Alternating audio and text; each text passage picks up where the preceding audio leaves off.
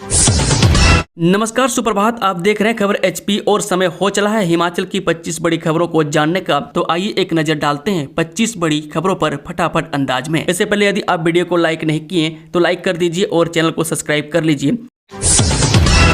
Corona मूलक नौकरियों के लिए अब निदेशालय देगा नियुक्ति पत्र, सरकार ने नीति में किया संशोधन।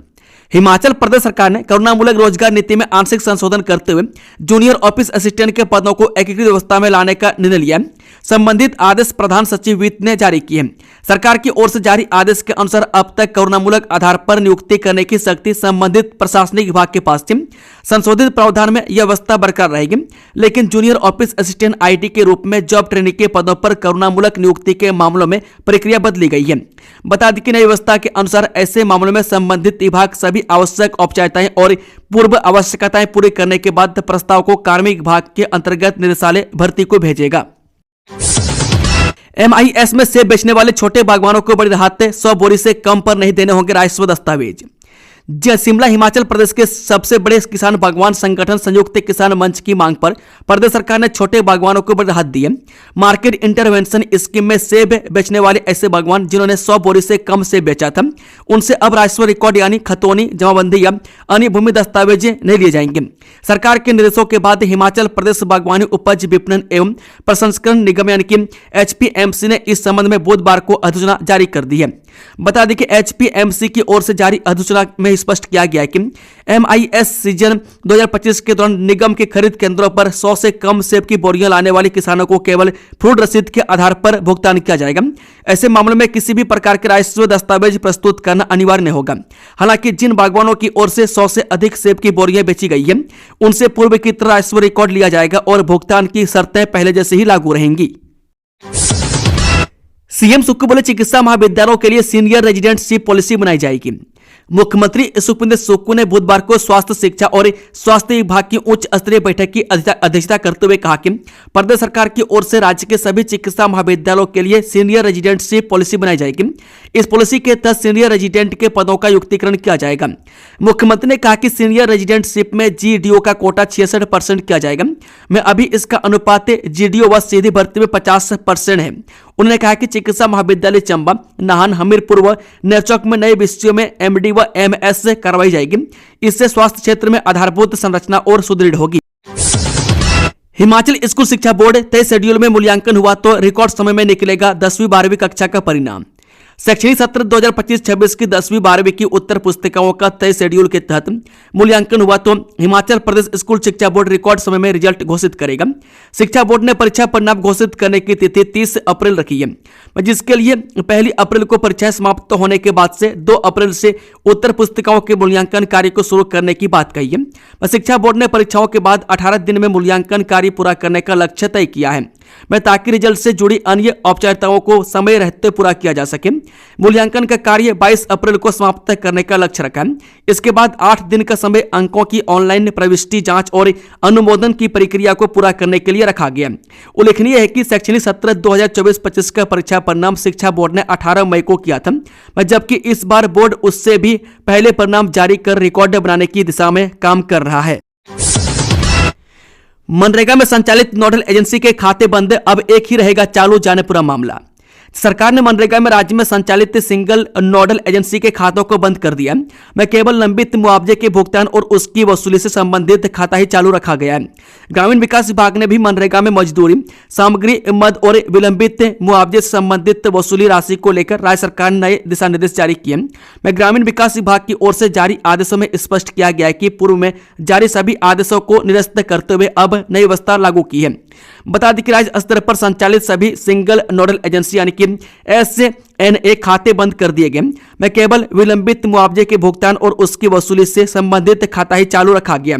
ऐसे में अब सभी संबंधित विभागों और अधिकारियों को मजदूरी, सामग्री, मद और विलंबित मुआवजे की वसूली की राशि राज्य स्तर पर निर्धारित खातों में ही जमा करनी होगी। ग्रामीण विकास विभाग ने सभी संबंधित अधिकारियों को वसूली की गई राशि को निर्धारित बैंक खातों में समय पर जमा करने को कहा है। हरोली के बल्क ड्रग पार्क से कंगड़ा तक बनेगा कॉरिडोर, सरकार तलाश रही संभावनाएं। हिमाचल प्रदेश के जिला ऊना के हरोली में बन रहे बल्क ड्रग पार्क से गगरेड होते हुए कंगड़ा तक कॉरिडोर बनेगा। प्रदेश सरकार इसको लेकर संभावनाएं तलाश कर रही है। में 60 किलोमीटर की दूरी में यह कॉरिडोर बनाया जाना प्रस्तावित है। इस क्षेत्र में छोटे छोटे उद्योग स्थापित कर स्थानीय लोगों को भी रोजगार दिया जाना है। उद्योग विभाग के अधिकारियों की ओर से सरकारी स्तर पर इस मसले पर चर्चा की जा चुकी है। बता दें कि बल्क ड्रग पार्क में कच्चा माल तैयार होगा। इसे हिमाचल के अलावा देश विदेश के लिए सप्लाई किया जाना है। हिमाचल सरकार ने दिसंबर 2026 तक बल्क ड्रग पार्क में पहले चरण का काम शुरू करने का लक्ष्य रखा है। मैं देश विदेश की नामी फार्मा कंपनियां उद्योग लगाने को तैयार हैं। प्रदेश सरकार फार्मा के अलावा ग्रीन हाइड्रोजन पर ज्यादा जोर दे रही है। ऐसे में सरकार ऐसे उद्योग लगाने को प्राथमिकता दे रही है। बल्क ड्रग पार्क की कुल अनुमानित लागत 1923 करोड़ रुपये। इसमें केंद्र सरकार की अनुदान राशि 1118 करोड़ रुपये है।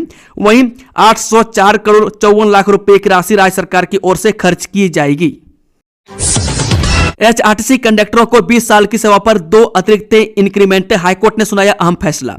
हिमाचल प्रदेश पथ परिवहन निगम के परिचालकों को अब 20 साल की नियमित सेवा पूरी करने पर 2 अतिरिक्त वेतन वृद्धि का लाभ मिलेगा। न्यायाधीश ज्योत्सना रिवाल दुआ की एकल पीठ ने यह फैसला सुनाते हुए परिवहन निगम को आदेश दिया है कि वह 6 माह के भीतर इस पूरी प्रक्रिया को पूर्ण करें और लाभार्थी कर्मचारियों को इसकी सूचना भी दें। अदालत ने इस मामले में निगम की ओर 8 मई 2023 को पारित उस आदेश को भी रद्द कर दिया, जिसमें याचिकाकर्ता की मांग को खारिज कर दिया गया था। अदालत ने यह भी आदेश रजनीश कुमार बनाम एचआरटीसी मामले में पारित किया गया। हिमाचल के गांव में 3 शहर में 4 गुना बढ़ा प्लॉट फ्लैट का पंजीकरण शुल्क, नई दरें लागू। हिमाचल प्रदेश सरकार ने रियल एस्टेट सेक्टर से जुड़े नियमों में संशोधन करते हुए परियोजनाओं के पंजीकरण शुल्क में बढ़ोतरी कर दी है। यह संशोधन रियल एस्टेट यानी कि विनियमन और विकास अधिनियम 2016 की धारा 84 के तहत किया गया। वह शहरी आवास विभाग ने अधिसूचना जारी कर दी है। हिमाचल प्रदेश रियल एस्टेट यानी कि विनियमन और विकास संशोधन नियम 2025 को राजपत्र में प्रकाशित होने की तिथि से लागू माना जाएगा। इसके तहत रेरा पंजीकरण के लिए नियम 3 में बदलाव करते हुए परियोजनाओं के लिए नई शुल्क दरें तय की गई है। में ग्रामीण और शहरी क्षेत्रों के लिए अलग अलग दरें तय की गई है। संशोधित नियमों के तहत अब प्रमोटर को परियोजनाओं के पंजीकरण के समय डिमांड ड्राफ्ट या ऑनलाइन माध्यम से शुल्क जमा करना होगा। ग्रामीण में घरेलू प्लॉट डेवलपमेंट के लिए पंजीकरण शुल्क 10 से बढ़ाकर 30 रुपये प्रति वर्ग मीटर और शहरी क्षेत्र में 40 रुपये प्रति वर्ग मीटर तय किया है। वाणिज्यिक प्लॉट डेवलपमेंट के लिए पंजीकरण शुल्क ग्रामीण क्षेत्र में 20 से बढ़ाकर 60 रुपये और शहरी क्षेत्र में 80 रुपये प्रति वर्ग मीटर होगा। मिश्रित आवासीय व वाणिज्यिक प्लॉट प्रोजेक्ट के लिए शुल्क 15 से बढ़ाकर ग्रामीण में 45 और शहरी क्षेत्र में 60 रुपये प्रति वर्ग मीटर होगा। हिमाचल में 10 जनवरी तक कोहरा छाए रहने का येलो अलर्ट, अन्य क्षेत्र में इस दिन तक मौसम साफ। हिमाचल प्रदेश में बदले मौसम के बीच मंगलवार को रोहतांग, सोलंगनाला और पांगी में बर्फबारी हुई। वह चंबा के कई क्षेत्रों में बूंदाबूंदी और राजधानी शिमला में दिन भर धूप खिली रही। बिलासपुर, ऊना, मंडी, हमीरपुर, कांगड़ा, सोलन, सिरमौर में सुबह और शाम के समय कोहरा छाया रहा। इन क्षेत्रों में 10 जनवरी तक कोहरा छाए रहने का येलो अलर्ट जारी हुआ है। अन्य क्षेत्रों में 12 जनवरी तक मौसम साफ रहा। ताबो में इस सीजन में पहली बार न्यूनतम तापमान -10.8 डिग्री दर्ज हुआ। प्रदेश के 22 स्थानों में रात का पारा 5 डिग्री सेल्सियस से कम चल रहा है। कांगड़ा एयरपोर्ट विस्तारीकरण को मिला 700 करोड़ का अतिरिक्त बजट, प्रक्रिया में आएगी तेजी। हिमाचल प्रदेश सरकार ने कांगड़ा एयरपोर्ट के विस्तारीकरण के लिए भूमि अधिग्रहण को 700 करोड़ रुपए का अतिरिक्त बजट जारी किया है। इससे भूमि अधिग्रहण और मुआवजा वितरण की प्रक्रिया में तेजी आने की संभावना जताई जा रही है। बता दें कि एयरपोर्ट के विस्तारीकरण कार्य से करीब 3500 लोग प्रभावित हो रहे हैं। मैं इससे पहले प्रदेश सरकार ने 500 करोड़ रुपए का बजट जारी किया था, जिसमें से करीब 1600 प्रभावितों को मुआवजा राशि वितरित की जा चुकी है। कांगड़ा एयरपोर्ट का विस्तारीकरण प्रदेश सरकार की प्रमुख प्राथमिकताओं में से एक है। सरकार का मानना है कि एयरपोर्ट का विस्तार कांगड़ा जिले को पर्यटन की दृष्टि से एक नया मुकाम दिलाएगा और कांगड़ा की आर्थिक स्थिति में भी सुधार होगा। कांगड़ा एयरपोर्ट के विस्तारीकरण के लिए 14 गांवों की भूमि अधिग्रहण किया जाना है। विस्तारीकरण के लिए चिन्हित भूमि में विधानसभा क्षेत्र कांगड़ा के बागम, बल्ला, भरसवाड़कड़, भेड़ी, डोगियारी खास, गगल खास, झिकली, इच्चिम, मोगरेहड़, सहोड़ा और सनोरा गांव शामिल हैं। इसके अलावा शाहपुर विधानसभा के रछियालू, जोगेहड़, भड़ोत और क्योड़ी गांवों को भी चिन्हित किया गया है। इस स्वच्छ एवं हरित विद्यालय पुरस्कार के लिए 20 स्कूल शॉर्टलिस्ट, राष्ट्रीय स्तर के लिए हुआ चयन। ये स्वच्छता, पर्यावरण संरक्षण और विद्यार्थियों के लिए बेहतर शैक्षणिक माहौल तैयार करने की दिशा में हिमाचल प्रदेश ने बड़ी उपलब्धि हासिल की है। मैं केंद्र सरकार के स्वच्छ एवं हरित विद्यालय रेटिंग कार्यक्रम के तहत प्रदेश के ग्रामीण और शहरी क्षेत्रों के 20 स्कूलों को राष्ट्रीय स्तर के लिए शॉर्टलिस्ट किया गया। मैं चयनित स्कूल कैटेगरी 1 और कैटेगरी 2 में शामिल है। शिक्षा विभाग ने इन सभी स्कूलों के नामांकन पहले ही राष्ट्रीय स्तर पर भेज दिए। शिक्षा विभाग की ओर से प्रदेश के सभी जिला उपनिदेशकों को पत्र जारी कर शॉर्टलिस्टेड स्कूलों को तुरंत सूचना देने के निर्देश दिए गए। विभाग ने स्पष्ट किया है कि राष्ट्रीय स्तर की टीम शीघ्र ही इन स्कूलों का भौतिक सत्यापन करेगी, इसलिए संबंधित विद्यालयों को सभी जरूरी रिकॉर्ड दस्तावेज और तैयारियां पूरी रखने के लिए कहा गया है। मैं शॉर्टलिस्ट किए गए स्कूलों में कांगड़ा, हमीरपुर, सोलन, शिमला, कुल्लू, ऊना, बिलासपुर, चंबा और सिरमौर जिलों को विद्यालय शामिल हैं। एसएमसी शिक्षकों के नियुक्ति पत्र में लिखना होगा कोर्ट के अंतिम फैसले के अधीन जाने पूरा मामला।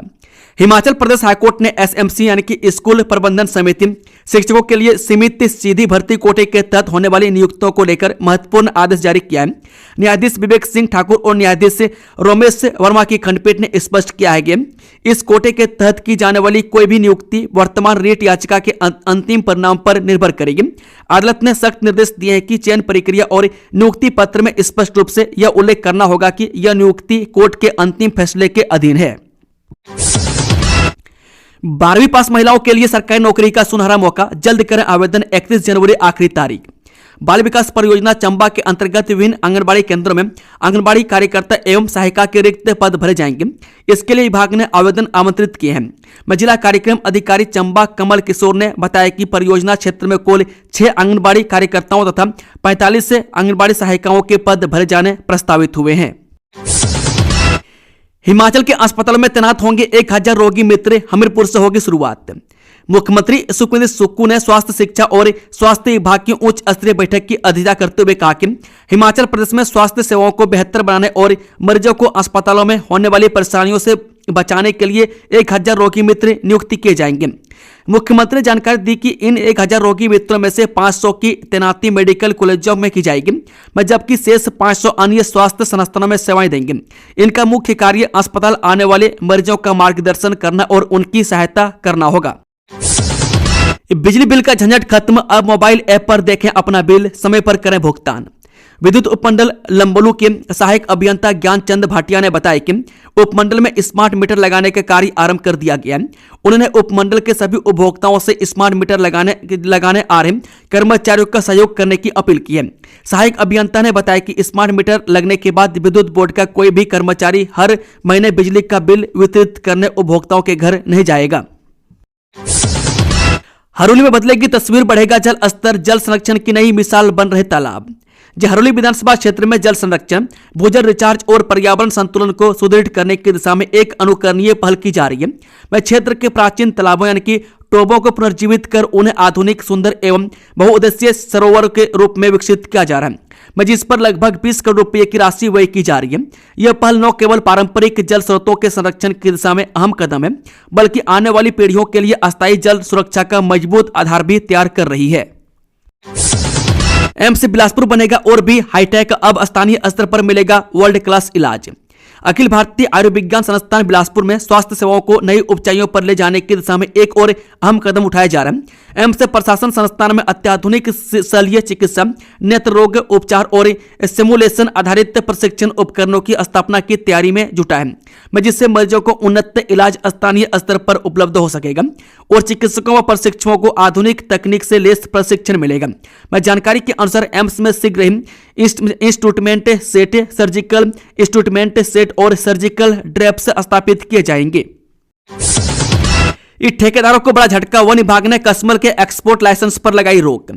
चंबा जिले के उपमंडल चुरा में कसमल उखाड़ने के बाद एक्सपोर्ट लाइसेंस पर वन विभाग ने पूरी तरह से रोक लगा दी है। सरकारी व निजी भूमि में कसमल को लेकर फील्ड स्टाफ से मांगी गई रिपोर्ट में कुछ खामियां पाई गई है। इसके बाद विभाग ने एक्सपोर्ट लाइसेंस जारी नहीं किए गए।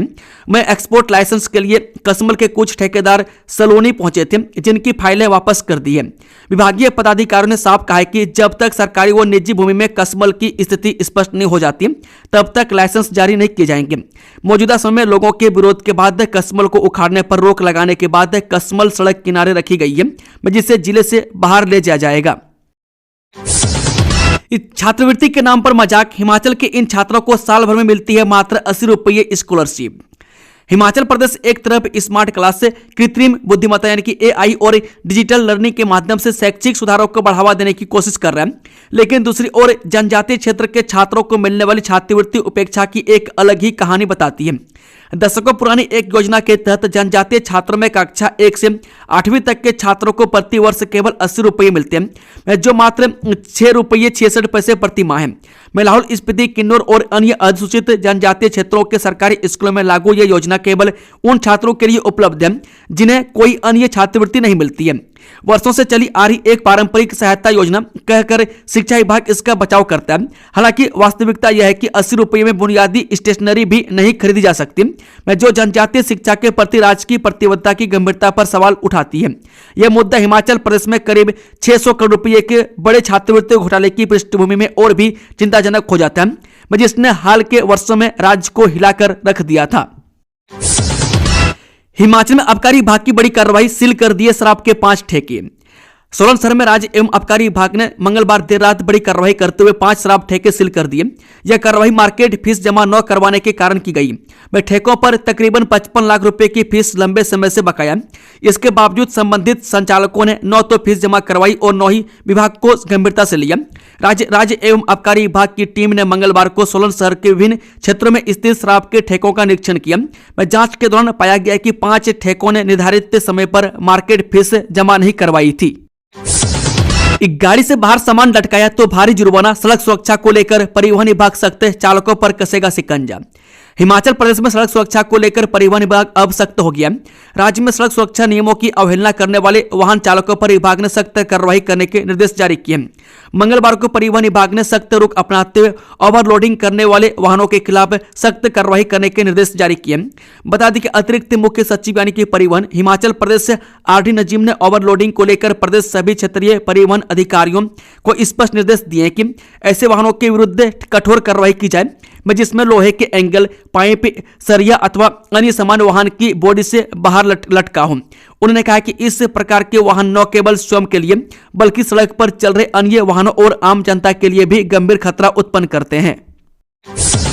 नेरचौक मेडिकल कॉलेज में जूनियर से मारपीट, तीनों प्रशिक्षु डॉक्टर हॉस्टल से निष्कासित, लगा भारी जुर्माना। एक प्रतिष्ठित संस्थान में जब भावी डॉक्टर आपस में ही उलझ जाते हैं तो यह संस्थान की गरिमा पर सवाल खड़े कर देते हैं। ऐसा ही एक मामला जिला मंडी स्थित श्री लाल बहादुर शास्त्री मेडिकल कॉलेज में सामने आया, जहां पर डॉक्टर की पढ़ाई कर रहे सीनियर छात्रों ने छात्रावास के कमरे में घुसकर एक जूनियर छात्र के साथ मारपीट कर डाली, जिस पर कॉलेज प्रबंधन द्वारा त्वरित कार्रवाई करते हुए 3 प्रशिक्षु डॉक्टरों को 1 वर्ष के लिए हॉस्टल से निष्कासित कर दिया गया। इसके साथ ही दोषियों पर भारी जुर्माना और शैक्षणिक निलंबन की गाज भी गिरी है। यह घटना गत 18 दिसंबर की शाम को घटित हुई थी, जिसमें MBBS से 3य वर्ष के प्रशिक्षु डॉक्टरों ने छात्रावास के एक कमरे में घुसकर 2य वर्ष के एक छात्र के साथ मारपीट की गई। स्कूलों को भी मिलेगा राज्य स्तरीय पुरस्कार, शिक्षा सचिव राकेश कंवर ने नाहन में किया खुलासा। हिमाचल प्रदेश में शिक्षा की नहीं, अब बेस्ट परफॉर्म करने वाले स्कूलों को भी राज्य स्तरीय पुरस्कार के लिए 2026 के सत्र से नामित किया जाएगा। शिक्षा विभाग हिमाचल प्रदेश ने माना है कि एक शिक्षक की नहीं बल्कि पूरी स्कूल की टीम शिक्षा की गुणवत्ता में योगदान देती है। यह बात मंगलवार को शिक्षा सचिव राकेश कंवर ने नाहन में आयोजित जिला स्तरीय संगम शिक्षा व्यवस्था पर आयोजित कार्यक्रम में कही। इस दौरान कार्यक्रम की अध्यक्षता शिक्षा मंत्री रोहित ठाकुर ने की। अप्रैल से लागू होगा CBSE का नया ग्लोबल करिकुलम, बोर्ड तैयार कर रहा है खाका। शिक्षा मंत्रालय के निर्देश के बाद CBSE ने ग्लोबल करिकुलम तैयार किया। यह करिकुलम अप्रैल 2026 से लागू होगा। फाउंडेशन स्टेज यानी कि 3 से 8 साल से लेकर सेकेंडरी यानी कि 14 से 18 के लिए ग्लोबल करिकुलम तैयार किया गया।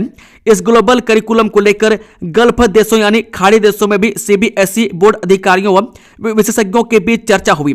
सऊदी अरब, कुवैत, संयुक्त अरब अमीरात, कतर, बहरीन और ओमान में बैठकें हुई और करिकुलम को अंतिम रूप दिया गया। CBSE ने कुछ समय पहले देश के बाहर पहला रीजनल ऑफिस और सेंटर ऑफ एक्सीलेंस से खोला है। दुबई में यह सेंटर शुरू किया गया है। भारत के बाहर CBSE का पहला रीजनल ऑफिस है। हिमाचल में CM सुक्खू ने लॉन्च किया दैट्स यू अभियान, पर्यटकों का ठहराव होगा 2 से 5 दिन, 3 साइट की चिन्हित। जो मुख्यमंत्री सुखबीर सुक्खू ने हिमाचल में दैट से यू अभियान शुरू किया है। इसका उद्देश्य पर्यटकों का ठहराव 2 से 5 दिन बढ़ाना है। यह अभियान स्लो टूरिज्म को बढ़ावा देगा, जिससे ग्रामीण क्षेत्रों की सुंदरता सामने आएगी और स्थानीय अर्थव्यवस्था मजबूत होगी। इंटरनेट मीडिया के माध्यम से पर्यटन स्थलों का प्रचार किया जाएगा, साथ ही किफायती आवास भी उपलब्ध होंगे। यह पहल राज्य की पर्यटन नीति में महत्वपूर्ण बदलाव लाएगी। हिमाचल सरकार पर हाईकोर्ट ने लगाया सशर्त 50,000 रुपये का जुर्माना, शिमला नगर निगम मेयर मामले में लिया एक्शन। हिमाचल प्रदेश हाईकोर्ट ने शिमला नगर निगम के मेयर का कार्यकाल बढ़ाने के मामले में राज्य सरकार पर 50,000 रुपये का सशर्त जुर्माना लगाया। अदालत ने यह जुर्माना समय पर जवाब दाखिल न करने पर लगाया है और शहरी विकास विभाग को भी नोटिस जारी किया। सरकार को 2 दिन में जवाब दाखिल करने का निर्देश दिया गया। यह अध्यादेश हिमाचल प्रदेश से नगर निगम अधिनियम के खिलाफ बताया गया है। HRTC बसों में चाहिए 50% किराए में छूट, तो इस तारीख तक बनवा लें हिम बस कार्ड। हिमाचल प्रदेश की महिलाओं और सरकारी बसों में सस्ती यात्रा करने वाले यात्रियों के लिए एक बहुत बड़ी खबर है। अगर आप भी HRTC की बसों में आधा किराया देते हैं या मुफ्त सफर करते हैं, तो अब आपको अपनी जेब में एक नया कार्ड रखना होगा। इस कार्ड का नाम है हिम बस कार्ड। हिमाचल पथ परिवहन निगम के CP ब्रांच के सेक्शन ऑफिसर तरसन सिंह और विभाग के अन्य अधिकारियों ने साफ कर दिया है कि 31 जनवरी 2026 के बाद बिना इस कार्ड के किसी को भी किराए में छूट नहीं मिलेगी। पेंशन और DA की मांग को लेकर सड़क पर उतरे HRTC पेंशनर से सरकार को दी आंदोलन की चेतावनी। हिमाचल प्रदेश में समय पर पेंशन और लंबित महंगाई भत्ता की DA न मिलने से नाराज हिमाचल पथ परिवहन निगम के पेंशनरों ने सरकार के खिलाफ मोर्चा खोल दिया। सोलन में HRTC पेंशनरों ने अपनी मांगों को लेकर गेट मीटिंग की और सुक्खू सरकार पर सौतेला व्यवहार करने का आरोप लगाया। पेंशनरों ने कहा कि उन्हें इंसाफ चाहिए जो उन्हें इस सरकार में नहीं मिल रहा है। मैं HRTC पेंशनर का कहना है कि उन्हें समय पर पेंशन नहीं मिल रही है, जिससे हर महीने लगभग 1 महीने की देरी हो रही है। इससे बुजुर्ग पेंशनरों को रोजमर्रा की जरूरतें पूरी करने में गंभीर परेशानियों का सामना करना पड़ रहा है। धर्मशाला छात्रा मौत मामले में राज्यपाल की 2 टूक, रैगिंग के दोषियों को मिले सख्त सजा। जब कांगड़ा दौरे पर पहुंचे हिमाचल प्रदेश के राज्यपाल श्री प्रताप शुक्ला ने धर्मशाला में कॉलेज छात्रा की मौत पर भी चिंता व्यक्त करते हुए बड़ी बातें कही है। राष्ट्रीय और प्रदेश से जुड़े विभिन्न अहम मुद्दों पर अपनी प्रतिक्रिया दी है। उन्होंने कहा कि भारत सरकार विदेश नीति के मोर्चे पर पूरी तरह सक्रिय है। विदेश मंत्री समय समय पर संबंधित देशों से वार्ता कर रहे हैं और भारत अपना विरोध भी स्पष्ट रूप से दर्ज करवा रहा है। इस छठे T20 मैच में हिमाचल की महिला टीम ने थाईलैंड को दी 6 विकेट से मात। विस्तार से जानें। अंतर्राष्ट्रीय क्रिकेट स्टेडियम धर्मशाला में अभ्यास के लिए आई थाईलैंड की महिला क्रिकेट टीम को छठे अभ्यास मैच में हार का सामना करना पड़ा। हिमाचल ने 6 विकेट से थाईलैंड को मात दे दी। कुल खेले गए 6 मैचों में थाईलैंड और हिमाचल की महिला क्रिकेट टीम ने 3-3 मैच जीते हैं। बुधवार को खेले गए T20 अभ्यास मैच में हिमाचल की टीम ने टॉस जीतकर पहले गेंदबाजी करने का फैसला लिया। मैच में पहले बल्लेबाजी करते हुए थाईलैंड की टीम 20 ओवरों में 7 विकेट पर 88 रन ही बना पाई। इसमें थाईलैंड की बल्लेबाज नन्नापत ने 27 रन, कप्तान चाईवाई ने 20 और चानिदा ने 20 रनों का योगदान दिया। हिमाचल की ओर से गेंदबाजी में मनीषा और नीतिका ने 2-2 विकेट हासिल किए। इस साल फिर प्रदेश सरकार की परीक्षा लेगा राज्यसभा चुनाव, जानिए पूरा मामला। हिमाचल प्रदेश सरकार के लिए राज्यसभा चुनाव इस साल फिर परीक्षा लेगा। जून में सांसद इंदु गोस्वामी का कार्यकाल पूरा होने के कारण इस सीट पर चुनाव होना है। खाली हो रही इस एक सीट के लिए कांग्रेस चुनाव में स्वाभाविक रूप से फूंक कर कदम रखेगी। 2024 में बहुमत की स्थिति होने के बावजूद क्रॉस वोटिंग ने कांग्रेस के हाथ से राज्यसभा की सीट छीन ली थी। अब तब भाजपा से हर्ष महाजन को जीत हासिल हुई थी। वर्तमान में राज्यसभा सांसद इंदु गोस्वामी, डॉक्टर सिकंदर कुमार और हर्ष महाजन भाजपा से हैं। मैं अभी हिमाचल में कांग्रेस से 40 और भाजपा से 28 से विधायक हैं। इनके मतों से ही नए राज्यसभा सांसद का चुनाव होगा। इंदु का कार्यकाल जून में पूरा होने जा रहा है। अप्रैल और जून में देश भर के कई राज्यों में राज्यसभा सदस्यों के कार्यकाल पूरे होने जा रहे हैं। ऐसे में चुनाव अप्रैल या इसके बाद कभी भी हो सकते हैं। दोस्तों, खबरों का सिलसिला समाप्त होता है। अगर जानकारी पसंद आई तो वीडियो को लाइक, शेयर, चैनल को सब्सक्राइब जरूर कर लें और कमेंट बॉक्स में अपना फीडबैक देना ना भूलें। Thank you, all the best. जय हिंद, जय हिमाचल।